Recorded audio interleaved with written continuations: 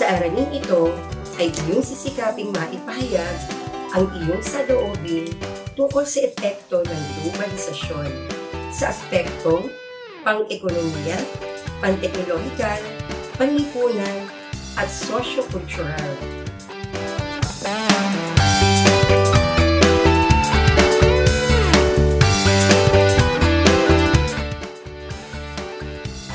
Sa nakaraang aralin, ating tinalakay ang mga positibo at negatibong epekto ng migrasyon, dulot ng globalisasyon.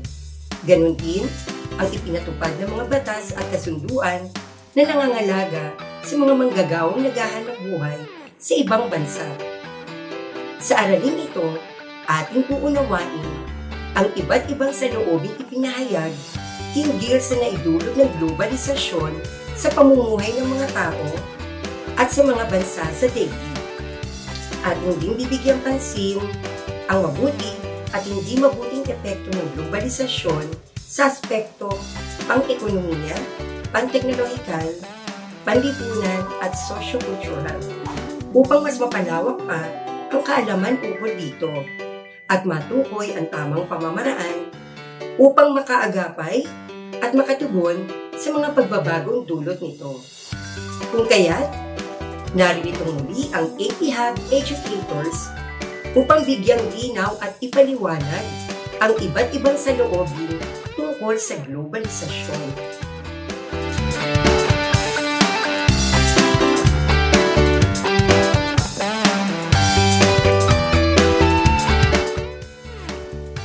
Sa ikalawang aralin, ating tinalakay ang pang-ekonomiyang dimensyon ng globalisasyon. Ilan sa mga ito ay ang pagtatatag ng mga multinational at transnational companies sa iba't ibang bahagi ng daigdig. Ayon kay Guillermo de la Dehesa na isang globalist, the globalizing forces, however, are not basically cultural but economic. The world market is not a cultural concept but an economic one.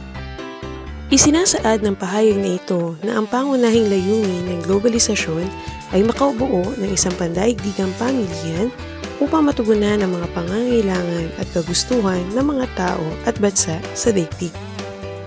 Upang maisulong ito, itinatag ang mga trading blocks tulad ng World Trade Organization at international financial institutions tulad ng International Monetary Fund. Isama pa ang mga regional na pandaigdigang samahan ng mga bansa tulad ng North America Free Trade Organization, European Union at Association of Southeast Asian Nations na layunin din ang pagkakaisa at pagtutulungan ng mga kasaping bansa upang makamit ang kaunlaran sa pamamagitan ng mga multilateral at bilateral agreements.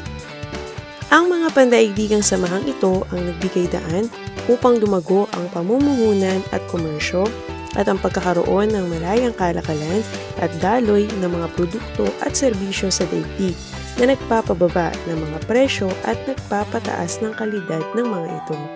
Sa kabila ng positibong epekto ng globalisasyon sa ekonomiya ay mayroon din itong mga negatibong epekto.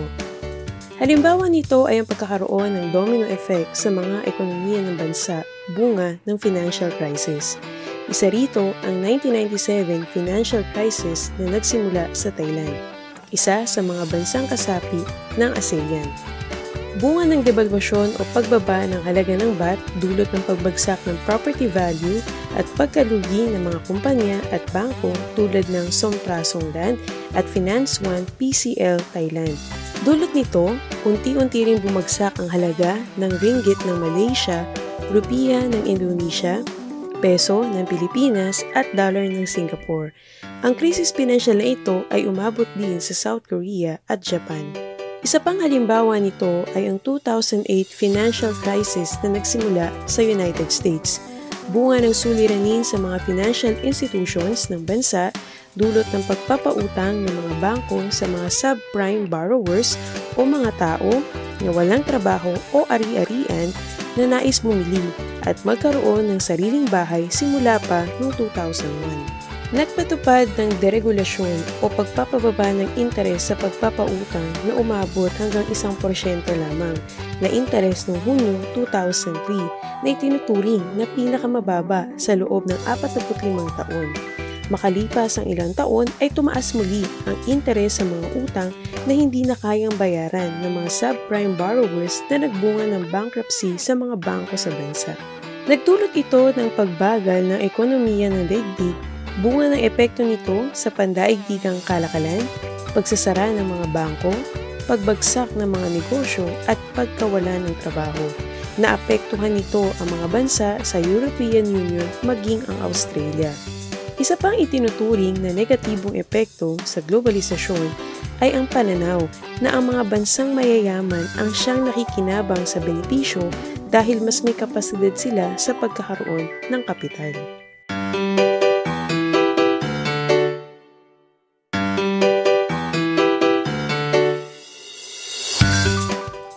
Ang globalisasyon ay naghatid rin ng pagbabago at mga epekto sa aspektong teknolohikal.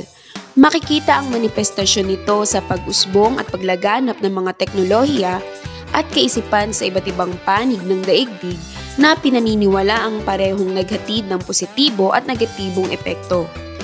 Ayon kay Marshall McLuhan, isang Canadian theorist noong 1960, ang mabilis na pagsulong ng proseso ng teknolohiya ay ang pagwasak nito sa social boundaries sa daigdig. Pinipilit ng teknolohiya na paliitin ang daigdig na para bang ito ay nagiging isang global village na lamang. Ang pahayag na ito ay indikasyon ng positibong epekto ng globalisasyon. Itinuturing na ang pagkakaroon ng modernong sistema ng transportasyon at komunikasyon ang nakatulong sa pagiging interconnected at interdependent ng mga bansa sa daigdig sa isa't isa. Ang positibong epekto ng globalisasyon sa aspektong teknolohikal ay nahati sa dalawang katangian. Una, ang intensification of flows, networks of interaction, and interconnectedness. Ito ay tumutukoy sa pag-usbong at pagsulong ng teknolohiya at komunikasyon sa pamamagitan ng internet, mobile phones, email, cable TV at social media sites tulad ng Facebook, Instagram at Twitter ay nakatulong upang mas bumilis ang ugnayan at pagiging malapit ng mga tao sa isa't isa. Nakatutulong din ito upang mas madaling makapagbahagi ang mga tao ng kanilang mga saloobin, talento, kakayahan at kasanayan sa iba't ibang social media platforms, kung saan ang ilan sa mga ito ay nabibigyan din ng pagkakataong makilala o sumikat. Naging daan din ito sa mabilis na pagbabahagi at pagkalap ng mga impormasyon mula sa iba't ibang bahagi ng daigdig. Ikalawa, ang increasing interpretation. Ito ay tumutukoy sa epekto ng paglago ng teknolohiya at komunikasyon na naging daan sa paglawak at paglalim sa pagkilala sa iba't ibang kultura. Sa makatuwid, nakatulong ito sa pagbuo ng magagandang ugnayan at pagbubuklod ng mga tao sa kabila ng pagkakaiba-iba ng mga kultura. Sa kabilang banda, naghahatid rin ang globalisasyon ng mga negatibong epekto sa aspektong teknolohikal. Una, ang labis sa paggamit sa mga makabagong teknolohiya tulad ng mobile phones, computers at laptops ay nakaaapekto sa aspetong pangkalusugan ng mga tao. Ang ilan sa mga ito ay ang isolation, depression, anxiety, eye strain, poor posture, obesity at premature death. Ikalawa, lubha itong nakaaapekto sa mga kabataan. Ayon sa ginawang pag-aaral ng Istanbul University noong 2018 na may pamagat na The Negative Effects of Digital Technology Usage on Children's Development and Health, ang mga kabataan na madalas gumagamit ng mga teknolohiya ay nakararanas ng pagbaba ng marka sa paaralan at pagkaantala ng language, social, and emotional development nito. Ikatlo, nagagamit rin ito sa maling pamamaraan dahil sa kawalan ng social media responsibility at ng netiquettes. Ayon sa Study on the Cybercrime and Cybercriminals, a Global Problem na isinagawa noong 2014 ng ASEM Don Bosco University, ang mga makabagong kagamitan tulad ng computers ay nagagamit sa pagsasagawa ng mga cybercrimes katulad ng cyberbullying, pornography, fraud, drug trafficking, stalking, email spoofing, phishing scams, at online gambling. Bukod sa mga naunang nabanggit, nagagamit din ito ng ilang mga teroristang grupo upang makapagpakalat ng takot at magsagawa ng terorismo. Ang ilan sa mga pangkat na ito ay ang Islamic State of Iraq and Al-Sham o ISIS sa Middle East, Boko Haram sa Nigeria, at Al-Qaeda sa Afghanistan at Pakistan. Sa katunayan, sa pag-aaral ng The Institute for Strategic Dialogue na iniulat ng BBC News noong July 13, 2020, natuklasan na mayroong 288 Facebook accounts na maiuugnay sa teroristang pangkat. Bilang tugon sa issue ay tinanggal na ang mga naturang accounts ayon sa isang Facebook spokesperson. Ikahuli, ayon kina Ivo the Alder at James Lindsay noong 2018, nagiging kasangkapan ito ng ilang mayayamang bansa sa mabilis sa pagpapalawak ng kapangyarihan at dominasyon sa buong daigdig. Halimbawa, ang United States of America na mayroong kontrol sa mga malalaking media platforms at internet providers na kanilang nagagamit sa pagpapalaganap ng sistemang politikal, ideolohikal, ekonomiko, kultural at teknolohikal. Sa kabuuan, maganda ang layunin at hangarin sa pagkakabuo ng mga teknolohiyang ito. Ang tamang paggamit dito ay makatutulong upang tayo ay umunlad at mas magkaroon ng progresibong pananaw. Ang mga negatibong epekto nito ay bunga ng kawalan ng responsibilidad ng mga tao.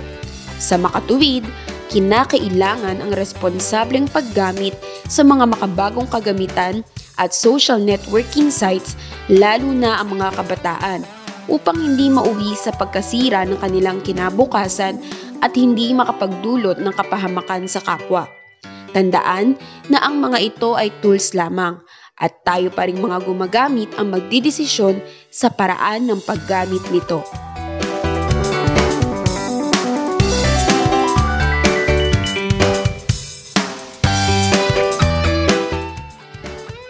Bukod sa aspektong ekonomiko at teknolohikal, malaki rin ang naidulot ng globalisasyon sa aspektong panlipunan at sosyo-kultural.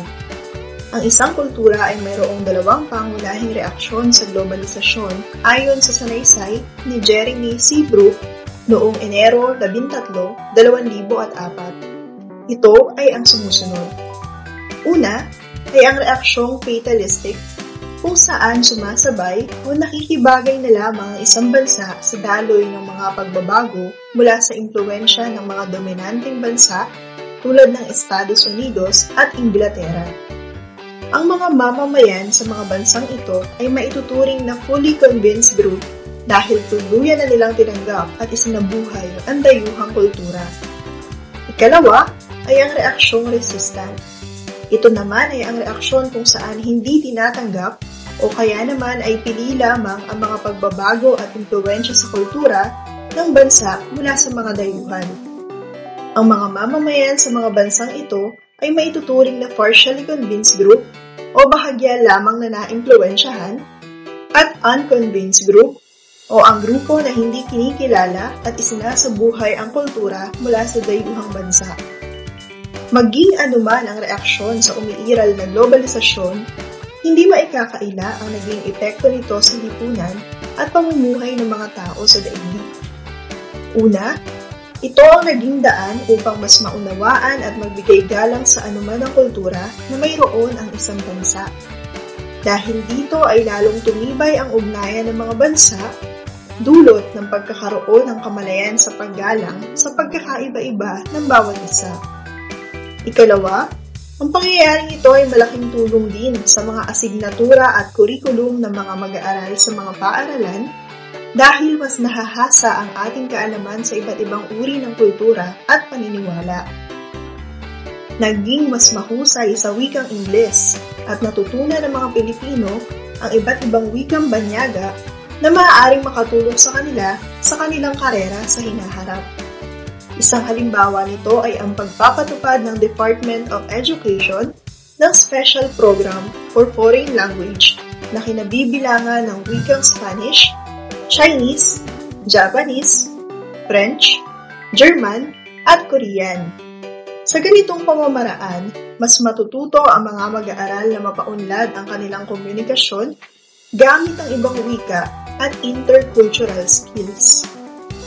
Tunay na ang globalisasyon ay nagbukas ng daan para sa pagtanggap at paggalang sa lahat ng lahi at paniniwala, subalit mayroon din naman itong hindi mabuting epekto sa lipunan, gaya ng sumusunod. Una, Naging hamon ito sa mga bansa sa mundo kung paano mapapanatili at lalo pang maitataguyod ang kani-kanilang identidad sa harap ng mga pagbabagong dulot ng mga makabagong teknolohiya sa kani-kanilang mga kultura o pangkalahatang paraan ng pamumuhay. Sa paglawig ng pop culture na lubos na naka-impluwensya sa gawain, kilos, ideya, pananamit at paniniwala ng mga tao, ay unti-unti ring nagbago ang dating mga paniniwala at gawi ng mga tao sa bansa. Ikalawa, nagkaroon ng colonial mentality o pagpabor at higit na pagtangkilik sa mga imported na produkto dahil sa paniniwalang higit na maganda at matibay ang mga ito kaysa sa mga local brands dahil sa mga napapanood na mga pelikula at commercials na nagtatampok sa mga imported na produkto. Ikatlo, sa patuloy na paghusay sa wikang Ingles ng mga mamamayan, ay naging pamantayan na ito ng kahusayan ng isang individual. Dahil dito, sa maagang edad ng isang bata, ay sinisikap na ng mga magulang na matutunan at maging mahusay ang kanilang mga anak sa wikang Ingles na nagiging hadlang upang maging bihasa ang isang bata sa ating sariling wika. Our GCED highlight for today is globalization and social justice. Sa ating talakayan, isinaad ang mga ginampanan ng globalisasyon sa aspetong pang-ekonomiya, pang-teknolohikal at panlipunan at sosyo-kultural sa kasalukuyang panahon.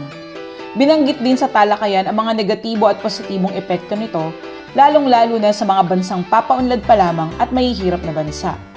Ganon din, tinalakay ang mga pangunahing reaksyon sa isang kultura sa konsepto ng globalisasyon. Upang mas maunawaan mo pa ang daloy ng globalisasyon sa daigdig, ating pag-uusapan ang konsepto ng soft power na itinuturing mayroong malaking epekto at impluwensya sa kondisyon ng mga ekonomiya, politika, kultura at lipunan ng mga bansa sa daigdig. Ang konsepto ng soft power ay ipinakilala ni Joseph S. Nye Jr. ng Harvard University noong 1980s. Kanyang isinaad na ang soft power ay ang kapangyarihan ng isang bansa na maimpluwensya ng kilos at pananaw ng iba upang makamit ang minimithi nitong resulta. Nakasalalay ang soft power ng isang bansa sa kultura, pagpapahalagang politikal at mga patakarang panlabas na kanyang tinataglay. Mahalagang tandaan na ang soft power ay iba sa hard power na ginamit ng mga bansang nanakop noong panahon ng imperialismo. Ang hard power ay sapilitan at gumagamit ng mararahas na pamamaraan na humahantong sa karahasan at paniniil ng kalayaan.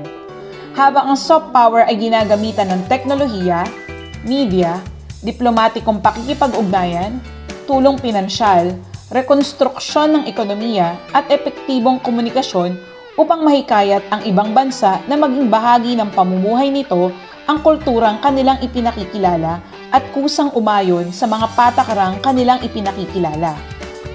Isang halimbawa ng soft power ay ang Hallyu, beauty products, kimchi, mobile devices at games, at kotse ng South Korea. Dahil sa pakikinig sa mga K-pop songs at panonood ng Korean drama, nagiging mulat tayo sa mga pagpapahalaga, pagkain at gawin ng mga Koreano na lubos na tinatangkilik lalong-lalo na ng mga kabataan. Dahil sa pagkahilig na maraming Pilipino dito, maraming mga kabataan ang nagnanais na mag-aral ng Korean language at maging ang pagsusuri ng K-drama ay naging kurso na sa Universidad ng Pilipinas.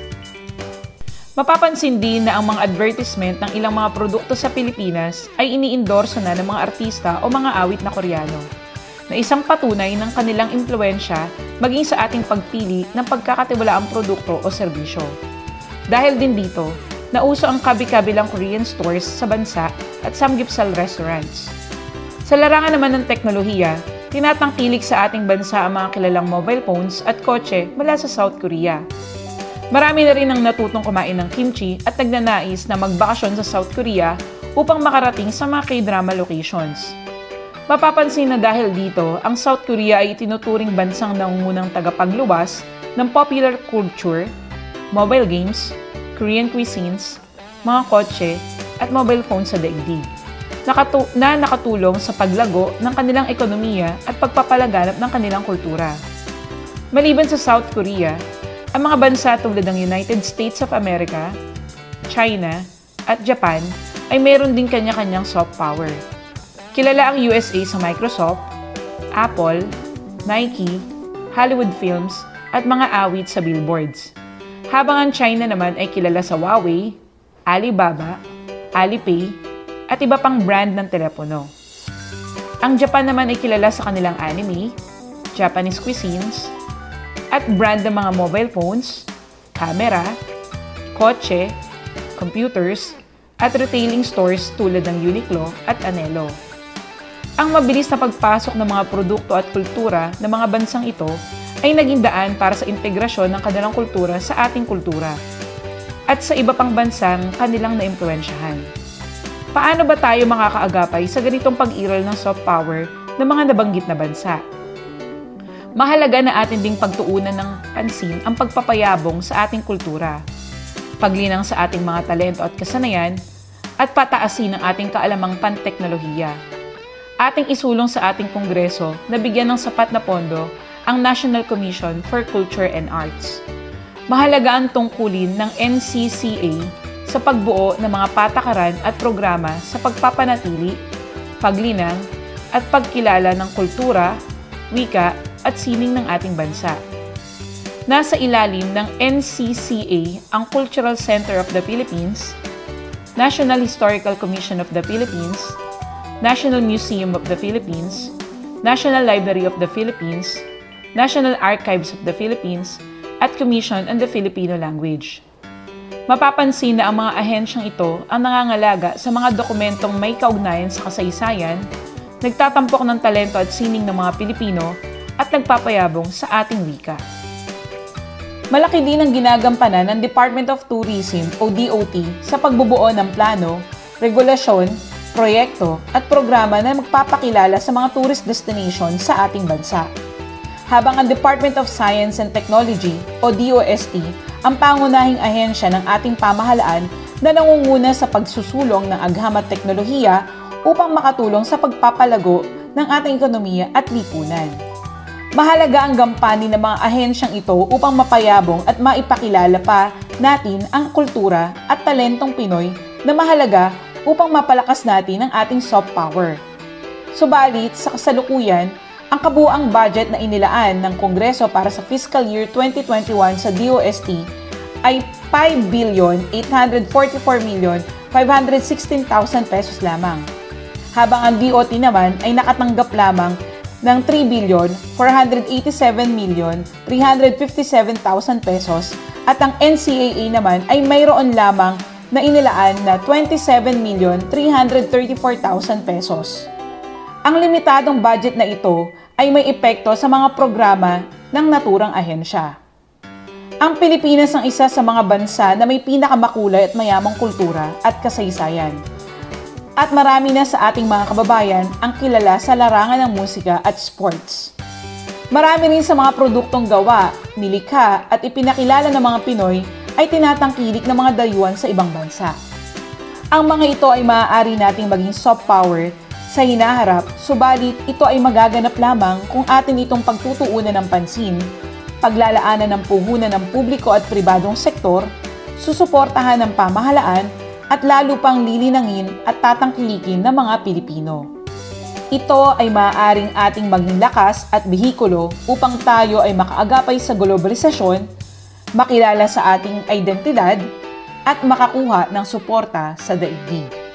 Sa kabuuan, mahalaga na maunawaan na malaki ang naging epekto ng globalisasyon sa aspektong pang-ekonomiya, pampolitika, at panlipunan, tulad na lamang ng pagtataguyod ng mga pandaigdigang pamilihan upang matugunan ang mga pangangailangan, ang mabilis na ugnayan ng mga tao sa mundo, bunga ng komunikasyon at transportasyon, at ang pagpapatatag ng ugnayan ng mga bansa sa daigdig.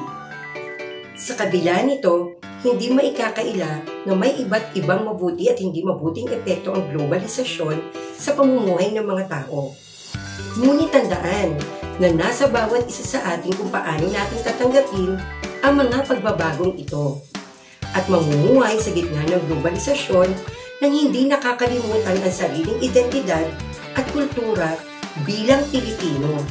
Tandaan, maging mulat sa lipunan, ang pagbabago ay nasa ating kamay.